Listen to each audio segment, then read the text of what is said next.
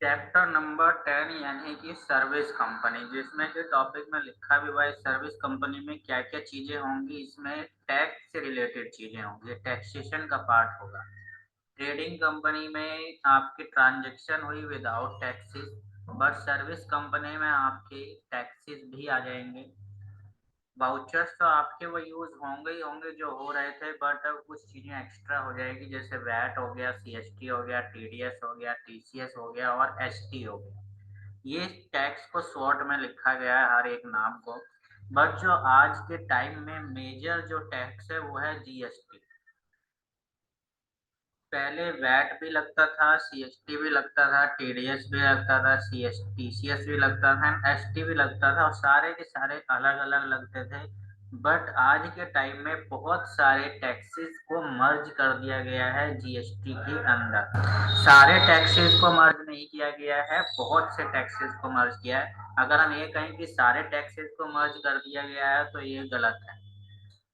अगर हम वैट की बात करें तो वैट को भी मर्ज कर दिया गया है जीएसटी में, बट अभी भी कुछ चीजें ऐसी हैं, कुछ प्रोडक्ट ऐसे हैं जिन पर वैट अलग से लगाया जाता है, उन पर जीएसटी नहीं लगता है। जिन पर जीएसटी लगता है उन पर अलग से वैट नहीं लगाने की नीड है, लेकिन जहां पर जीएसटी जिन प्रोडक्ट पर नहीं है उन चीजों पर वैट लगाना जरूरी, जरूरी तो नहीं कह सकते बट वैट लगता है। जैसे मैं एग्जांपल की बात करूं अल्कोहल प्रोडक्ट की, जैसे वाइन हो गया, कोल्ड ड्रिंक हो गई, किसी भी तरह के ऐसे अल्कोहल प्रोडक्ट हो गए, तो उन सब पे जीएसटी नहीं लगता है, उन सब पर वैट लगता है। पेट्रोलियम प्रोडक्ट हो गया, जैसे कि डीजल हो गया, पेट्रोल हो गया, ठीक। और भी बहुत सारे ऐसे हैं, ऑयल हो गया किसी टाइप का, लेकिन खाने वाला ऑयल नहीं, सिर्फ पेट्रोलियम वाला चीज, तो उस पर वैट लगता है, ना कि जीएसटी लगता है। तो ये जो वैट है, वैट अलग अलग रेट हो सकते हैं वैट के। ये लेकिन होते हैं स्टेट वाइज, अलग एक स्टेट में अलग टैक्स रेट लगता है। जैसे एग्जांपल की बात करूं, जो यूपी है, यूपी में पेट्रोल पर अलग वैट लग रहा है, दिल्ली में अलग वैट लग रहा है, वही पेट्रोल वही है, बट जो गवर्नमेंट है वो अलग अलग वैट यूज कर रही है। आपने सुना भी होगा न्यूज में कि कहीं पर वैट ज्यादा कर दिया है, कहीं पर वैट कम कर दिया है। तो उसकी वजह से क्या होता है कि पेट्रोल के रेट में उतार चढ़ाव होता है, कहीं पर पेट्रोल का रेट ज्यादा होता है तो कहीं पर कम होता है ना। अगर वैट रेट पूरे ऑल इंडिया में, ऑल स्टेट में एक ही रहे तो हर जगह जो पेट्रोल डीजल के रेट होंगे वो एक ही रहेंगे। किसी स्टेट में ज्यादा कर दें, किसी स्टेट में कम कर देते हैं, वो डिपेंड करता है कि वहाँ की गवर्नमेंट कितना उस पर कर रही है। और ये गवर्नमेंट के हाथ में होता है, बट पूरा भी नहीं होता है, वो अपना मुनाफा भी कमाएगी उसमें। अब कोई ज्यादा लेता है, कोई कम लेता है ना। तो इसी वजह से जो है वैट में यानी कि चेंजेस रहते हैं। अब वैट और सीएसटी एक ही चीज है, बट इनकी फुल फॉर्म जो है वो अलग अलग है। वैट हो गया वैल्यू एडेड टैक्स, जो कि आपको दिखाई भी दे रहा है, और सीएसटी है सेंट्रल सेल्स टैक्स। इसकी जो होती है full form central sales tax होती है। दोनों में डिफरेंस क्या, हालांकि एक ही चीज है, बट एक छोटा सा डिफरेंस है, क्या है कि जो वैट लगाया जाता है वो लगाया जाता है अगर आप इंट्रा स्टेट ट्रांजेक्शन कर रहे हो। इंट्रा स्टेट का मतलब अगर आप एक ही स्टेट में ट्रांजेक्शन कर रहे हो, जैसे कि आपका बिजनेस यूपी में है, आप यूपी में ही सेल कर रहे हो, तो वो वहां पर वेट लगता है। बट अगर आप इंटर स्टेट ट्रांजेक्शन कर रहे हो, यूपी में रह करके दिल्ली में सेल कर रहे हो, महाराष्ट्र में सेल कर रहे हो, बिहार में सेल कर रहे हो, या वहां से परचेज कर रहे हो, तो उस कंडीशन में सीएसटी लगता है, ना कि वैट लगता है। ठीक है ऋषिता, वैट समझ में आया ना आपको, वैट और सीएसटी कहाँ पर क्या चीज लगती है। अब टैक्स की थोड़ी सी मैं बेसिक चीज बता दूं, टैक्स होता है क्या है, टैक्स से कोई नहीं बच सकता। आज तक ना बचा है, ना कोई टैक्स से बचेगा। एक बच्चा अगर जिस दिन जन्म लेता है कोई इंसान, उस दिन से वो टैक्स देना शुरू कर देता है, जन्म लेते। आप कहोगे ऐसे कैसे, वो तो कमाता भी नहीं। कमाता भले ही नहीं है, लेकिन उसके लिए चीजें तो आती हैं। अब उसके लिए चीजें आती है तो हर एक प्रोडक्ट पर टैक्स लग रहा है। कहीं भी ऐसा कोई सा भी प्रोडक्ट उठा के देख लो, किसी भी चीज पर स्पेशली पैकेट वाली चीज, हालांकि खुली वाली जो चीज है उस पर तुम्हें टैक्स नहीं देना होता है, बट फिर भी तुम एक इनडायरेक्ट वे में टैक्स पे करते हो उसका, वो तुम्हें पता भी नहीं लगता है कि तुम टैक्स दे रहे हो। बट कोई भी प्रोडक्ट ऐसा नहीं है जिस पर आप टैक्स पे नहीं कर रहे हो, हर एक प्रोडक्ट पर टैक्स पे करते हो। जन्म से लेकर के जब तक आपका जीवन है तब तक आप पे करते ही रहोगे। कुछ चीजें हैं जिन पर आपको पता लगता है कि आप टैक्स दे रहे हो, बट बहुत सी चीजें ऐसी होती है जिन पर आपको पता भी नहीं लगता लेकिन आप टैक्स दे देते हो। एक दूसरी चीज कि जो टैक्स का पैसा है, टैक्स की जो अमाउंट है, वो सिर्फ एक पर्सन की जेब से जाता है, बाकी किसी की जेब से नहीं जाता। किसकी जेब से जाता है? कंज्यूमर की जेब से। किसकी जेब से जाता है किसी भी टैक्स का पैसा? कंज्यूमर की जेब से जाता है, वो भी किस जो इसको यूज कर रहा है, और किसकी जेब में जाएगा? गवर्नमेंट की जेब में। बाकी जो बीच में होते हैं सब मीडियन होते हैं, उनकी जेब से पैसा नहीं जाता है। एग्जाम्पल की बात करूं, मैंने किसी से कोई चीज खरीदी, मैंने उसको टैक्स दिया, बट मैं अपने यूज के लिए नहीं खरीद रहा हूँ, मैं बेचने के लिए खरीद रहा हूँ। तो मैं अब उसी चीज को बेचूंगा तो मैं सामने वाले से टैक्स मैं ले लूंगा। तो यानी कि जितना टैक्स मैंने दिया उसको खरीदने में, इससे ज्यादा टैक्स मैंने ले लिया बेच के, तो मेरे जेब से तो टैक्स गया ही नहीं, है ना। लेकिन अगर मैं उस चीज को यूज करूंगा तो मैं उसका टैक्स पहले दे चुका हूं, मुझे उसका टैक्स का पैसा रिकवर नहीं होगा। राइट। यस और सर। और एक चीज और इसके बारे में कि अगर कोई ट्रेडर है, कोई बिजनेसमैन है, तो किसी के भी जेब से एक पैसा भी ज्यादा नहीं जाता है टैक्स का, और ना ही एक पैसा भी कम आता है। यानी जितना उसने टैक्स रिसीव किया उतना ही उसको देना होता है। अब आप कहोगे कि भाई जब मैंने कोई चीज खरीदी, 10 रुपए में खरीदी, और सपोज उस पर 2 रुपए टैक्स दे दिया, अब मैं उसको बेचूंगा तो क्या 10 रुपए में ही बेचूंगा, मैं अपना मुनाफा तो लूंगा। अब उसमें मैं सपोज 10 की जगह 12 में बेच रहा हूँ तो टैक्स का पैसा बढ़ जाएगा। फिर 10 रुपए की चीज है और अगर मैं उसको 2 रुपए टैक्स लगा रहा हूँ, अगर मैं वही चीज 12 रुपए में बेचूंगा और 12 रुपए के ऊपर टैक्स लगेगा तो 2 रुपए थोड़ी लगेगा, 2 रुपए से ज्यादा लग जाएगा टैक्स। लगेगा उतना ही परसेंट, लेकिन जब उसकी कॉस्ट बढ़ जाएगी तो टैक्स भी बढ़ जाएगा। तब आप सोचोगे भाई मैंने टैक्स तो 2 रुपए दिया लेकिन लिया ज्यादा। तो उस कंडीशन में क्या होता है कि कोई भी टैक्स है तो उसका एक रिटर्न फाइल किया जाता है, और जब रिटर्न फाइल किया जाता है तो उस पर सारी डिटेल मेंशन की जाती है कि आपने कितना कहाँ दिया, कहाँ लिया, उसके अकॉर्डिंग आपके टैक्स की अमाउंट को एडजस्ट कर दिया जाता है। ठीक है। इसीलिए ओके सर। इसीलिए कोई भी टैक्स में अगर टैक्स लगा के आपको सेल कर रहा है, तो हर किसी के पास ये राइट नहीं होता है कि वो आपको टैक्स लगा के दे, चाहे वो किसी भी टैक्स की बात हो रही है। अगर वो किसी भी तरह का टैक्स लगा रहा है तो उसके स्लिप पे, उसके इनवॉइस पर आप ये देख लीजिए कि उसका टैक्स का आइडेंटिफिकेशन नंबर है या नहीं है, यानी टीन नंबर है या नहीं है। अगर वो किसी चीज का टैक्स लगा रहा है तो ये जरूरी है कि उसने उस टैक्स में रजिस्ट्रेशन करवाया हुआ हो। अगर उसने रजिस्ट्रेशन नहीं करवाया हुआ है तो उसका किसी भी तरह का ये राइट नहीं है कि आपको आपसे टैक्स ले। क्लियर है? Okay sir. तो ये चीज भी ध्यान रखनी है कि ये सब इसीलिए बताई जाती है ताकि आपको नॉलेज रहे इस चीज की। तो यही चीज भी ध्यान रखनी है कि टैक्स सिर्फ आप उसी को पे करो जो इनवॉइस बना करके दे और उस पर लिखा हुआ रहे उसका आइडेंटिफिकेशन नंबर, जिसको हम शॉर्ट में कहते हैं टिन, जिसकी फुल फॉर्म होती है टैक्स आइडेंटिफिकेशन नंबर। अगर वो बैट लगा के दे रहा है तो बैट में रजिस्ट्रेशन कराया हुआ होगा उसने, टीडीएस लगा के दे रहा है तो टीडीएस में रजिस्ट्रेशन कराया हुआ होगा। और हर एक की अलग अलग एलिजिबिलिटी है कि कौन सा टैक्स लगा सकता है और कौन सा नहीं। अभी फिलहाल मैं आपको वैट और सीएसटी के बारे में बताऊंगा, बाकी अभी नहीं बताऊंगा क्योंकि और है और भी चीजें हमें समझनी पड़ेगी, इसीलिए अभी सिर्फ दो चीजों पे फोकस करेंगे।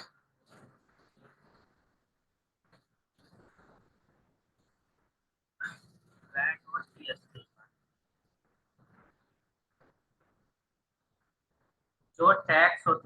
होते हैं दो तरह के, मेजर दो तरह के होते हैं। एक होता है डायरेक्ट टैक्स, एक होता है इनडायरेक्ट टैक्स। डायरेक्ट टैक्स और इनडायरेक्ट टैक्स को कैसे पहचाना जाए, तो छोटी सी ट्रिक है कि अगर कोई भी टैक्स हम डायरेक्ट गवर्नमेंट को दे रहे हैं तो वो डायरेक्ट टैक्स होता है, ये ट्रिक है। इनडायरेक्ट टैक्स जो ज्यादा तो गवर्नमेंट के पास ही है, लेकिन वो इनडायरेक्ट वे में जाता है। इनडायरेक्ट वे में मतलब एक दूसरे से होगा। जैसे मैं एग्जांपल की बात करूं तो आपका वैट हो गया, जीएसटी हो गया, ये सब क्या है, डायरेक्ट गवर्नमेंट को पे नहीं होता है। अब मैं एक रिसेलर हूँ, मैंने दूसरे से गुड्स खरीदी, मैंने उसको टैक्स दिया, उसने होलसेलर से खरीदा होगा, उसने उसको टैक्स दिया, फिर उसने कंपनी से खरीदा होगा, उसने उसको टैक्स दिया। तो डायरेक्ट गवर्नमेंट के पास नहीं जा रहा है, ये एक दूसरे से हो करके गवर्नमेंट के पास जाएगा, तो वो इनडायरेक्ट टैक्स हो गया। बट मैं डायरेक्ट टैक्स की बात करूं तो आपका टीडीएस हो गया और इनकम टैक्स हो गया। इनकम टैक्स किसी एक दूसरे से होकर नहीं जाता है, जिसको इनकम हो रही है वो डायरेक्ट रिटर्न फाइल करता है, डायरेक्ट गवर्नमेंट को पे करता है, वो डायरेक्ट टैक्स हो गया। क्लियर? तो यस सर। ये कुछ चीजें थी टैक्स के बारे में। अब जरा देख लेते हैं यहाँ पर कि किस तरीके से क्या चीज हम करेंगे। तो वैट की फुल फॉर्म होती है वैल्यू एडेड टैक्स, जो कि अलग अलग टैक्स स्टेट में अलग अलग हो सकता है, और ये किसी भी स्टॉक पर लगाया जाता है, किसी सर्विस पर नहीं लगता है, ये स्टॉक पर यानी गुड्स पर लगाया जाता है। इसमें है the tax paid for acquiring the item is allowed as input tax credit, जिसको कि हम शॉर्ट में आईटीसी भी कहते हैं, इनपुट टैक्स क्रेडिट। अभी ये होता क्या है, आईटीसी वो अमाउंट होती है अगर किसी ने ज्यादा अमाउंट पे कर दी है तो उसका नेक्स्ट टाइम में एडजस्टमेंट हो जाता है, जैसा कि यहाँ पर मेंशन भी किया हुआ है, on selling this amount the VAT payable to the department is adjusted against the tax credit and only the balance amount is paid। इसको एक एग्जांपल के इस तरफ से समझते हैं। यहाँ पर वैट की कैलकुलेशन के लिए दिया हुआ है कि आपको वैट पे कितना करना है, तो उसके लिए आपको एक फॉर्मूला यूज करना पड़ता है, output tax minus input tax. अभी आउटपुट टैक्स कब लगता है, इनपुट कब लगता है, तो जब आप सेल कर रहे हो तो सेल करते टाइम में आउटपुट टैक्स लगाया जाता है और परचेज करते टाइम में इनपुट टैक्स लगाया जाता है। एक छोटी सी और ट्रिक बता दूं, याद रहेगी कि सेल करते टाइम में गुड्स आपका बाहर जाता है, और बाहर की मीनिंग आपको पता है आउट, तो इसी से ध्यान रखना है कि सेल करते टाइम आउटपुट टैक्स और परचेज करते टाइम में आपके पास गुड्स आता है, तो इसीलिए इनपुट टैक्स। तो ये भी आपको ध्यान रखना है। अगर आप सीधा वैट लगाओगे तो आगे एंट्री करने में कंफ्यूज हो जाएंगे कि हम कौन सा टैक्स सेलेक्ट करें और कौन सा नहीं, या कौन सा आउटपुट है और कौन सा इनपुट है, इसीलिए हमें लगाना पड़ता है। एक एग्जाम्पल के तौर पे समझते हैं आईटीसी को। आईटीसी है क्या, तो जैसे कि यहाँ पर मेंशन है, मिस्टर राम ए रजिस्टर्ड डीलर, यहाँ पर मेंशन है रजिस्टर्ड डीलर है।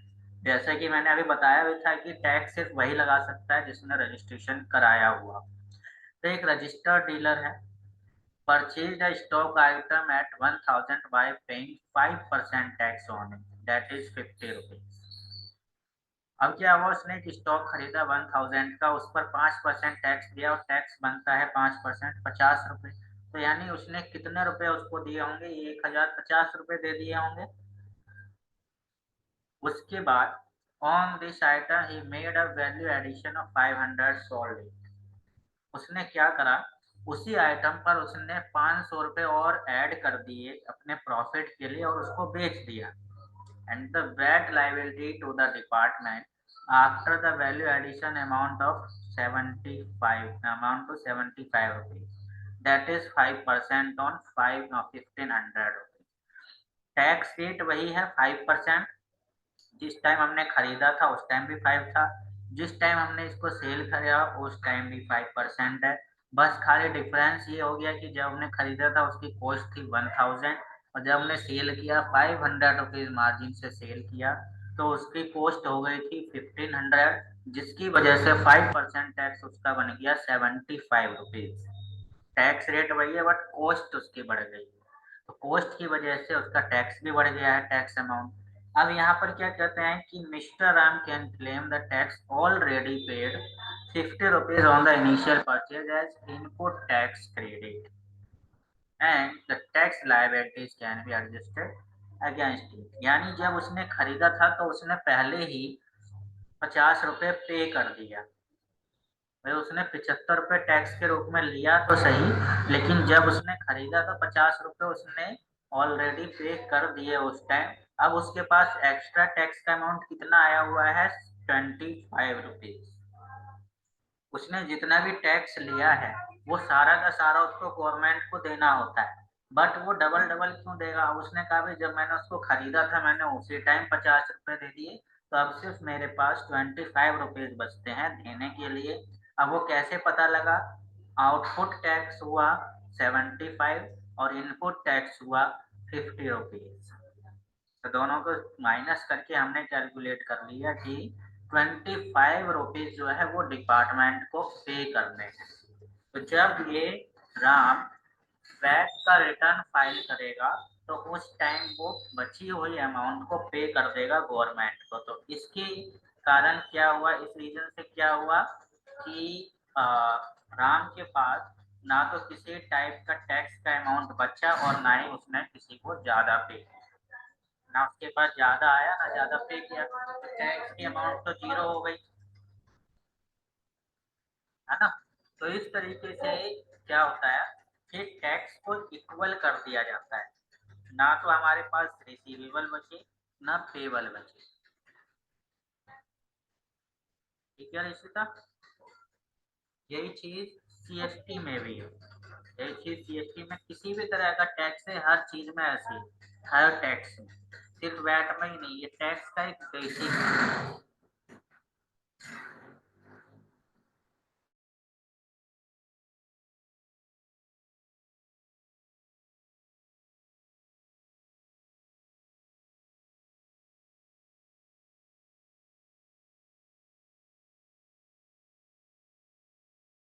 यहाँ पर कुछ फीचर्स आपको दिए गए हैं, इसको अभी ध्यान नहीं देना है क्योंकि ये ERP 9 के तरीका वही है, बस फीचर्स या टैली ERP 9 में कुछ अंदर जाके करने पड़ते थे एक्टिवेट, प्राइम में ऐसा नहीं है, वो सामने ही आ जाता है।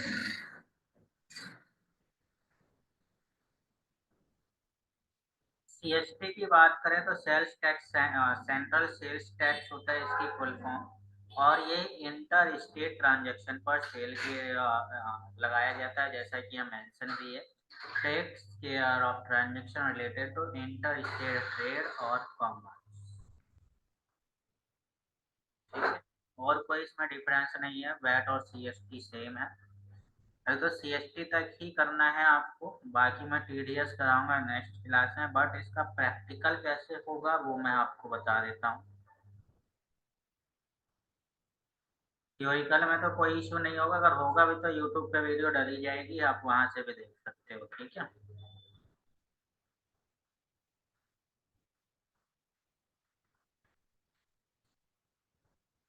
वही सारी है ना मेरी। Yes sir.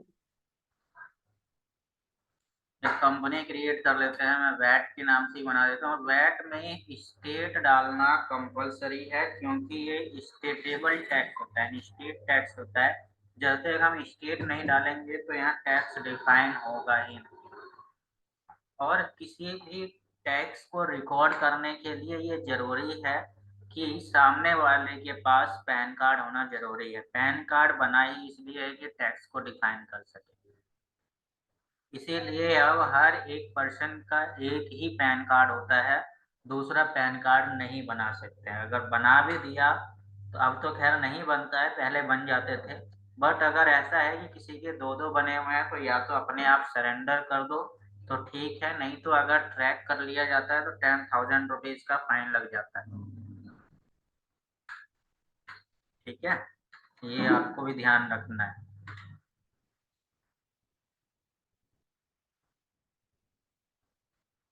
ये हमने वैट कंपनी बना ली है, जैसे हम कंपनी बना लेते हैं तो यहाँ पर कुछ फीचर्स हमें एक्टिवेट करने होते हैं।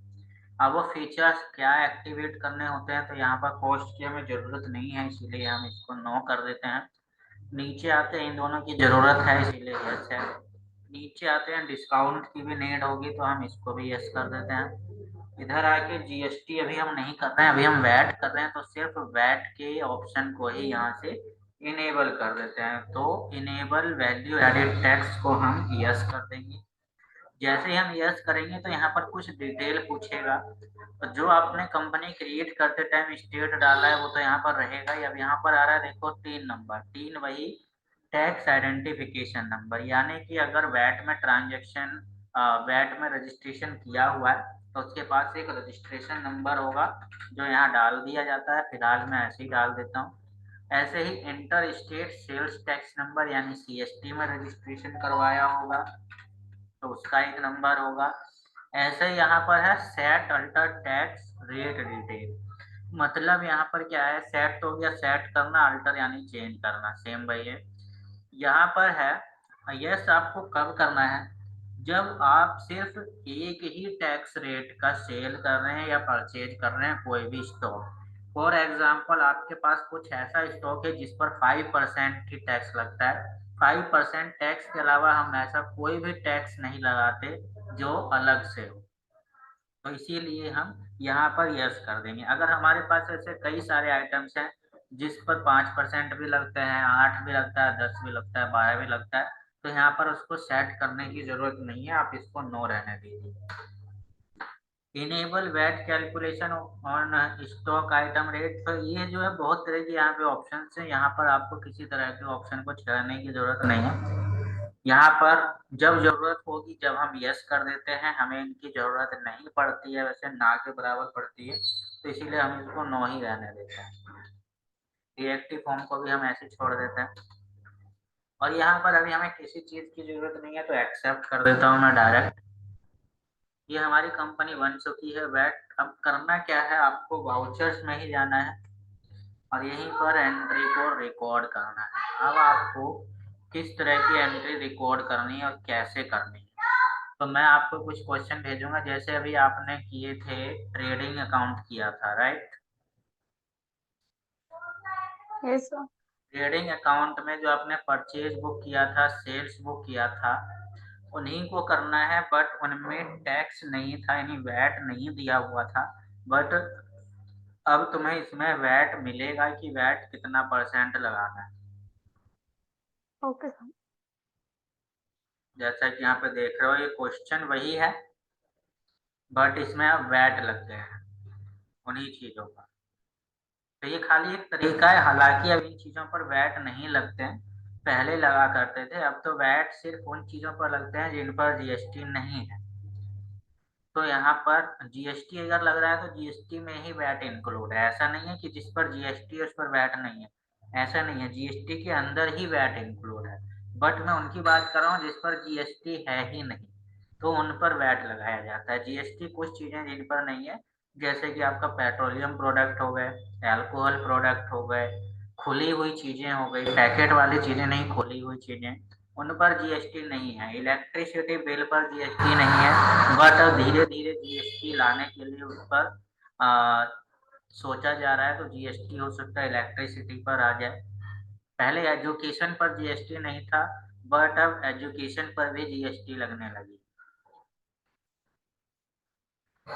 तो यहाँ पर हम देख लेंगे किस तरीके से करेंगे। हालांकि एंट्री करने का तरीका तो इसका सेम है, बस खाली टैक्स को आप देख लीजिए कि टैक्स हम किस तरीके से रिकॉर्ड करेंगे। तो जैसे हम परचेज कर रहे हैं तो F9 में हम एंट्री करेंगे। यहाँ पर आते हैं पार्टी अकाउंट नेम में, और सी करके हम बना देते हैं। पार्टी अकाउंट नेम था उसमें मेसर्स सन्नी लाल मनराज सन्ड्री क्रेडिटर्स हो जाए, क्योंकि हम परचेज कर रहे हैं। अब हम इधर आते हैं तो यहाँ पर आपको एक ऑप्शन नीचे मिलेगा इसके डिटेल डालने के लिए।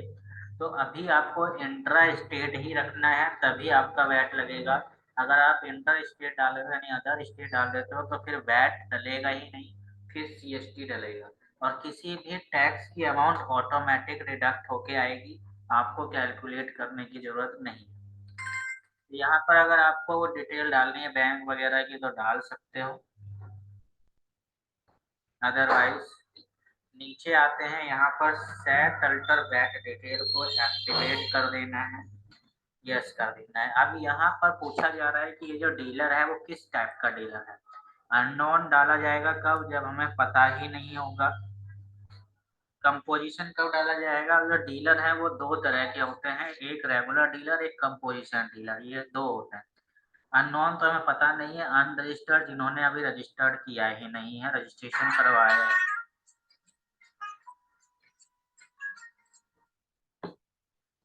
कंपोजिशन होता है वो एक तो रेगुलर हो गया, जो रेगुलर डीलर है मतलब वो उसी बिजनेस को ही आगे करता रहेगा, उसका कोई टाइम लिमिट नहीं है। दूसरी चीज कंपोजिशन कब आएगी, और उसका कोई एक टाइम है, जैसे कि कॉन्ट्रैक्ट पे कोई काम करने लग जाता है, वो कंपोजिशन हो गया। यानी एक टाइम के लिए, एक पीरियड के लिए कोई अगर बिजनेस कर रहा है तो वो कंपोजिशन डीलर होगा। ठीक है, तो अभी हम रेगुलर डाल के चल रहे हैं। बैंक बैट का 3 नंबर डाल सकते हो इसमें, अगर तो डालो या मत डालो कोई इशू नहीं है।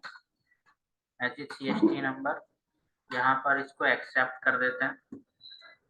अब यहाँ पर जो डिटेल है आपने अगर वहाँ डाली हुई है पार्टी के लेजर में, तो यहाँ ऑटोमेटिक आ जाएगी, आपको डालने की जरूरत नहीं है। अगर डालना चाहो तो डाल भी सकते हो।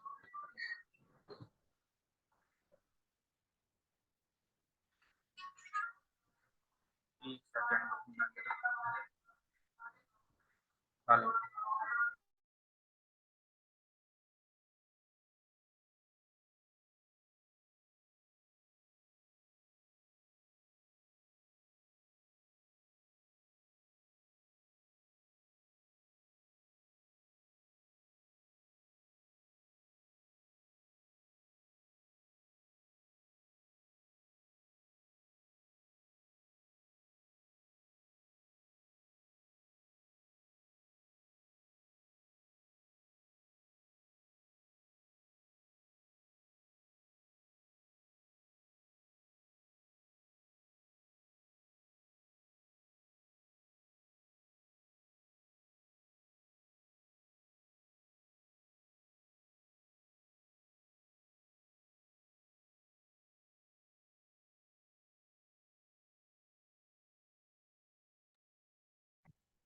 सर वॉइस नहीं आ रही।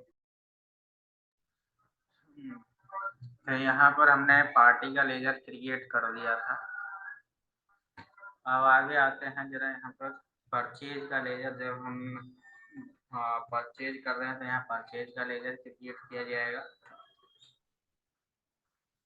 अब यहाँ पर type of ledger not applicable, but यहाँ पर इस वैट CST एप्लीकेबल आ रहा है, क्या वैट CST को एप्लीकेबल करना है, तो यहाँ तो आपको एप्लीकेबल करना है बट इसको सेट नहीं करना है, यानी इसको यस नहीं करना है। इसको कब यस करना है, जब आप एक ही टैक्स रेट के परचेज करते हो या सेल करते हो। क्योंकि अगर मैं इसको यस करता हूँ तो तुम्हें यहाँ पर टैक्स रेट को सेट करना पड़ेगा, लेकिन हम एक ही टैक्स रेट को नहीं परचेज करते हैं एक रेट में, हम अलग अलग रेट में करते हैं, तो इसीलिए इसको नो रखेंगे हम और इसको एक्सेप्ट करेंगे।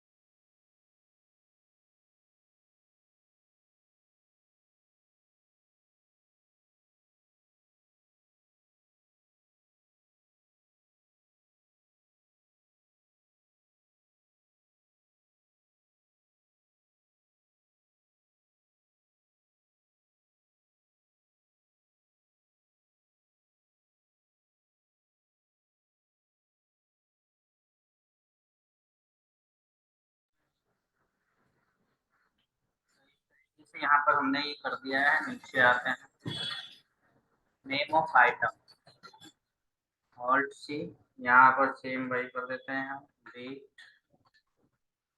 नीचे आते हैं यूनिट में, बैग हमने डाला हुआ था तो यहाँ पर डाल देते हैं BG एंड शॉर्ट में बैग्स और फुल में बैग्स, शॉर्ट में BG। अब यहाँ पर इसको यस नहीं करना है, बॉम्ब का यूज सिर्फ मैन्युफैक्चरिंग में किया जाता है, यहाँ पर एप्लीकेबल करना है और यहाँ पर सेट भी करना है। अब इस चीज का ध्यान रखना है कि सेट सिर्फ दो लेजर में होंगे, एक तो जब हम पार्टी का लेजर बनाएंगे तब, और एक जब हम स्टॉक बनाएंगे उस टाइम, तब यहाँ पर यस किया जाएगा। यहाँ पे कमोडिटी नेम यानी कि उसका नाम क्या है तो हम यहाँ पर डाल देते हैं वीट है। कोड क्या है, कोड फिलहाल कुछ भी डाल दो।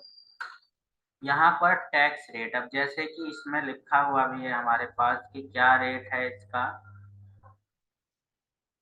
12.5% है और एक है 53 रुपीज का, तो हम उसी के अकॉर्डिंग कर देते हैं।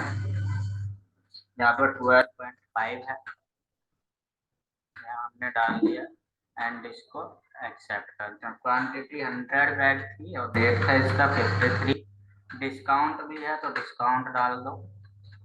नीचे आते हैं, इसी तरीके से और भी होगा तो उसमें वो भी डाल देंगे। और सी, अब जैसे कि वेट की जगह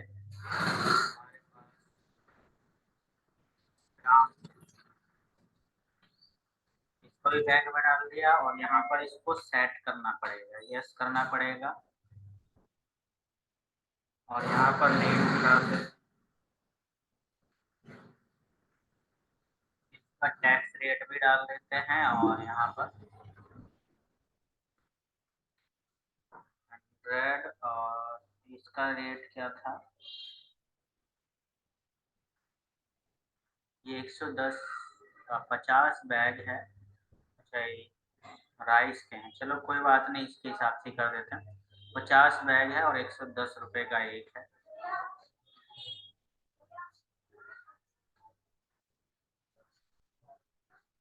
अरे उसी में ही है।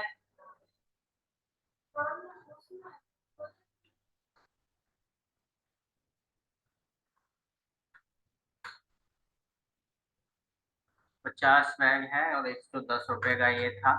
इसमें हमने सेट कर दिया। मेन चीज आपका क्या है कि आपको टैक्स सेट करना है, और वो भी किसमें, आइटम में, और किसी में भी टैक्स सेट नहीं करना।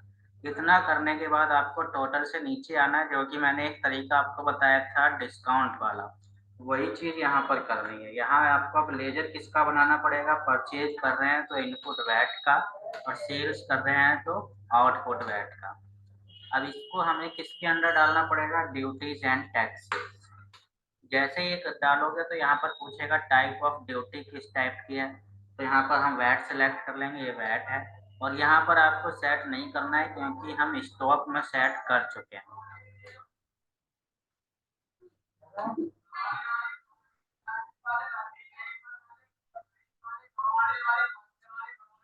तो इस तरीके से हम जैसे ही करेंगे ऑटोमेटिक इसका टैक्स कट के आ जाएगा। अगर आपका टैक्स कट के नहीं आ रहा है तो क्या रीजन हो सकते हैं कि आपने यहाँ पर जहाँ वैट था उसको CST के अंदर डाल दिया। यहाँ बना तो हुआ है इनपुट वैट, बट इसको CST के अंदर डाल दिया है। अभी तो ये आ गया क्योंकि हम इसको पहले से कर चुके हैं, तो अगर ये गलत हो जाए तो आपका नहीं आएगा, इसका भी ध्यान रखना। ये भी रीजन होते हैं आपके अमाउंट डिडक्ट ना होने। तो इस तरीके से ओके आपको सर। जितना भी है सब कर लेना है। सारी चीज वैसे ही रिकॉर्ड है, बस खाली नीचे टैक्स ऐड हो गया है। इसको हम कर ओके सर। हाँ, इसको हम कर देंगे। और एक बार इसका जरा हम इनवॉइस जनरेट करके देखते हैं। मैं एक्सपोर्ट कर देता हूँ इसको, ऑल्ट ई एंड करंट, और इसको मैं कर देता हूँ सेम इसी फॉर्मेट में ही। तो यहाँ पर किस तरह का आ रहा है जरा देखते हैं। इनवॉइस इसी टाइप का ही होता है। यहाँ पर ये शिफ्ट भी आ रहा है, बिल्ड भी आ रहा है, इसमें कुछ फॉर्मेटिंग हमें करनी पड़ेगी। यहाँ पर देखो वैट भी आ रहा है कि इस पर कितना कितना परसेंट लगा हुआ है, ठीक है, और नीचे कितना वैट टोटल लगा है वो भी यहाँ पर है।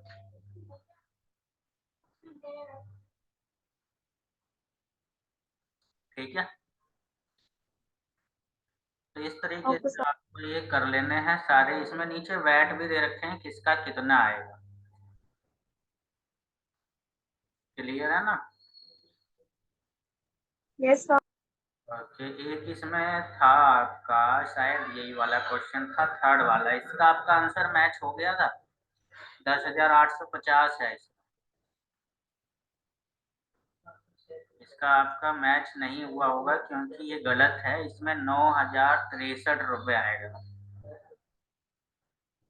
ठीक है। Okay sir.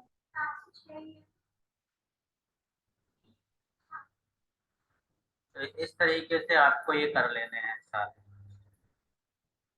और भी कोई दिक्कत आएगी, कोई इशू आएगा, मुझे बता देना। ये मुझे मेल करना है, चलो ये भी मैं मेल कर दूंगा अभी, तो आप कर लेना। तो आपका ये जो है वैट और सीएसटी भी क्लियर हो जाएगा।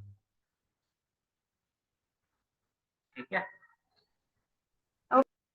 सीएसटी भी करके देखना, स्टेट चेंज कर लेना, आपकी कंपनी किसी और स्टेट की हो और जो पार्टी है वो किसी और स्टेट का हो।